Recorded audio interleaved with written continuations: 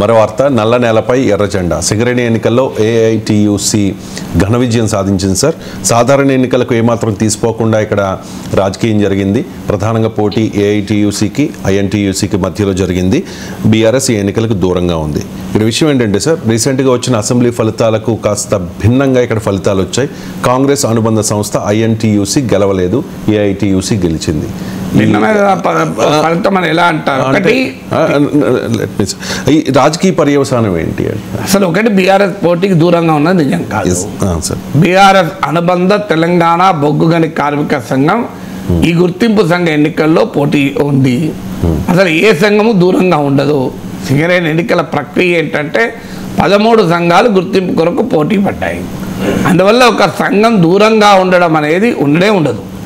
ఏంటి విషయం అంటే, వ్యూహాత్మకంగా ఐఎన్టీని ఓడించడానికి బొగ్గు గని కార్మిక సంఘం, బీఆర్ఎస్ అనుబంధ కార్మిక సంఘం ఏఐటీసీకి క్షేత్రస్థాయిలో మద్దతు ఇచ్చిందన్నదే వార్త తప్ప, దూరంగా ఉండడం, పోటీ నుంచి విరమించుకోవడం, నామినేషన్ విత్డ్రా చేసుకోవడం ఇలా ఉండదు ఎన్నికల్లో. అందువల్ల గెలిచే అవకాశమే లేదు తమకు అని అర్థమైన తర్వాత బొగ్గు గని కార్మిక సంఘం ఏఐటీయూసీకి కొన్ని చోట్ల వ్యూహాత్మకంగా ఓటు వేసింది అని నిన్న కూడా టీవీలో వచ్చింది. సింగరేణి పోలింగ్ బూత్ల మధ్య కనిపించని గులాబీ జెండాలు అని. అందువల్ల వారు ఒక రకంగా వ్యూహాత్మకంగా తీసుకున్న చర్య తప్ప దూరంగా ఉండడం జరగదు. రెండవది, ఇది అసెంబ్లీ ఎన్నికలకు భిన్నమైన ఫలితం అన్నారు. అసెంబ్లీ ఎన్నికలు ఎవరు గెలిచారు? కాంగ్రెస్ సిపిఐ కూటమి గెలిచింది. ఈ ఎన్నికలు ఎవరు గెలిచారు? బీఆర్ఎస్ గెలిచిందా? బీజేపీ గెలిచిందా? మీరు ఎలా చెప్తారు అసెంబ్లీ ఎన్నికలకు భిన్నమైన ఫలితం అని? ఎందుకు అంటే సార్, అసెంబ్లీ ఎన్నికల్లో కాంగ్రెస్ సిపిఐ మద్దతు ఇచ్చుకున్నాయి. వాళ్ళే కదా సిపిఐ. ఇక్కడ పోటీ పడ్డవి కాంగ్రెస్. పోటీ వేరు, భిన్నమైన ఫలితం అన్నారు వేరు. భిన్నమైన పోటీ జరిగింది. భిన్నమైన పోటీ. అసెంబ్లీ సిపిఐ గెలిచింది కదా సార్. సిపిఐ అనుబంధ సంస్థ కదా, కాంగ్రెస్ అనుబంధ సంస్థ. అదే అసెంబ్లీ ఎన్నికలకు భిన్నమైన తరాలో పోటీ జరిగింది. ఫలితం భిన్నమైనది కాదు. అసెంబ్లీ ఎన్నికలు కూడా గెలిచింది కాంగ్రెస్ సిపిఐ కూటమి. 64 కాంగ్రెస్ గెలిచింది, ఒకటే సిపిఐ. ఆ కూటమిలో ఉన్న 2 పార్టీల కార్మిక సంఘాలు విడివిడిగా పోటీ పడ్డాయి.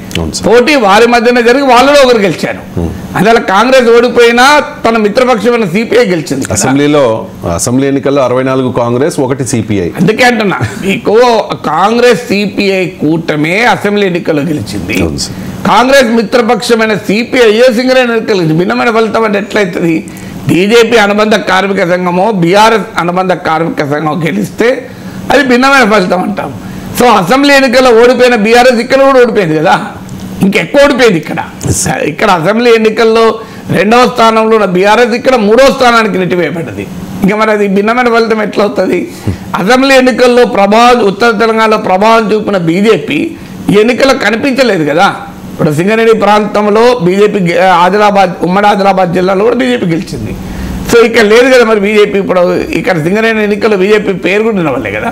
అంటే అర్థం ఏంటి? అసెంబ్లీ ఎన్నికలకు మనం ఒక కార్మిక సంఘ ఎన్నికల్ని కంపేర్ చేయలేము. కార్మిక సంఘ ఎన్నికల కార్మికులకు పనిచేసిన వారెవరు, ఆ కార్మికుల కొరకు నిలబడ్డ వారెవరు, ఇలాంటి అనేక అంశాల ఆధారంగా ఓటింగ్ జరుగుతుంది. అందువల్ల దీనికి మనం ముడిపెట్టలేము. అందువల్ల ఒక రకంగా కాంగ్రెస్ పార్టీకి ఉపశమనం ఏంటంటే, ఊపిరి పీల్చుకోవడం ఏంటంటే, తాము ఓడిపోయినా తాము మిత్రపక్షం గెలిచింది. రేపు లోక్సభ ఎన్నికల్లో కాంగ్రెస్ సిపిఐ కలిసి పోటీ చేయదా? కలిసే పోటీ చేస్తుంది కదా.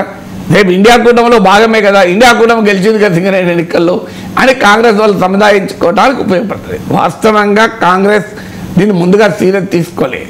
ఈ అసెంబ్లీ ఎన్నికల గెలిచాక మంత్రులు ఎమ్మెల్యేలందరూ రంగంలో దిగి భారీగా ప్రచారం చేసిన మాట నిజం. కానీ తమ ప్రత్యర్థి అయిన బీఆర్ఎస్ గెలవకపోవడం కాంగ్రెస్కు ప్రధానం. బీఆర్ఎస్ కూడా కొంత ఉపశమనం స్వాంతం ఏంటంటే, అధికార కాంగ్రెస్ ఓడిపోయింది కదా. అసెంబ్లీ ఎన్నికల్లో గెలిచిన కాంగ్రెస్ పార్టీ ఓడిపోయింది, గెలిచింది మధ్యలో సిపిఐ కదా. సో అందువల్ల తమ ప్రధాన ప్రత్యర్థి ఓడిపోయారన్న సంతృప్తి బీఆర్ఎస్కి మిగిలింది. తాము గెలవకపోయినా తాము మిత్రపక్షం గెలిచారన్న సంతృప్తి కాంగ్రెస్కి మిగిలింది. తామే గెలిచామన్న సంతృప్తి కమ్యూనిస్టులకు మిగిలింది.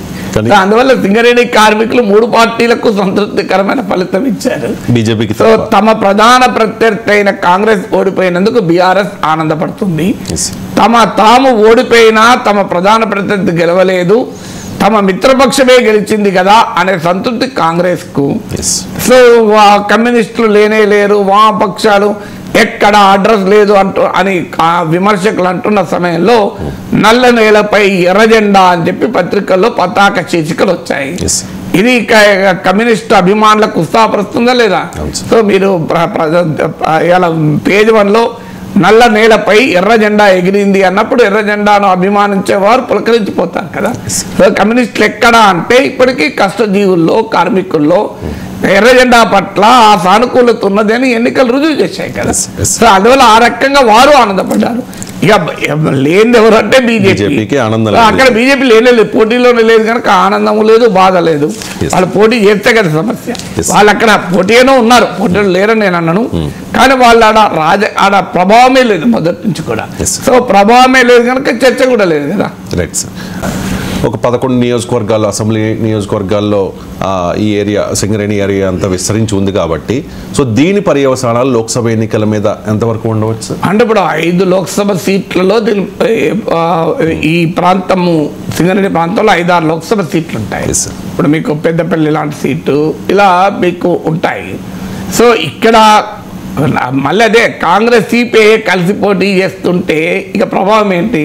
ఇప్పుడు ఐఎన్టీసీ ఏఐటీసీ కలిపిన ఓట్లే కదా అత్యధికంగా ఓట్లు. సో అందువల్ల లోక్సభ ఎన్నికలకు వచ్చే వరకు ఎజెండా వేరుంటుంది. ఇప్పుడు 10-12 సీట్లు ఇక్కడ ఈ ప్రాంతంలో ఉన్నాయి. సిపిఐకి 2 సీట్లు ఇవ్వమని ఇవ్వలే కదా కాంగ్రెస్. ఈవెన్ బెల్లంపల్లి సీటు అంటే ఈ సింగరేణి ప్రాంతంలో ఒక సీటు సిపిఐ అడిగిన దాంట్లో బెల్లంపల్లి ఉంది, చెన్నూరు ఉంది.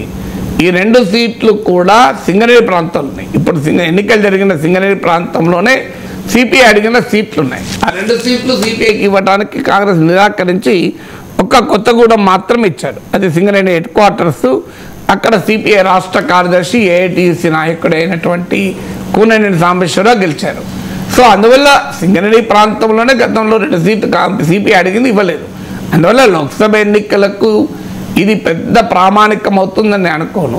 కానీ ఒక సిపిఐ కాంగ్రెస్ కలిసి పోటీ చేస్తాయి కనుక సిపిఐ ఇప్పటికే మేము ఒక సీటు పోటీ చేస్తాను లోక్సభ ఎన్నికల్లో ప్రకటించాను. సో సిపిఐ బార్గెనింగ్ పవర్ పెరగడానికి ఉపయోగపడుతుంది.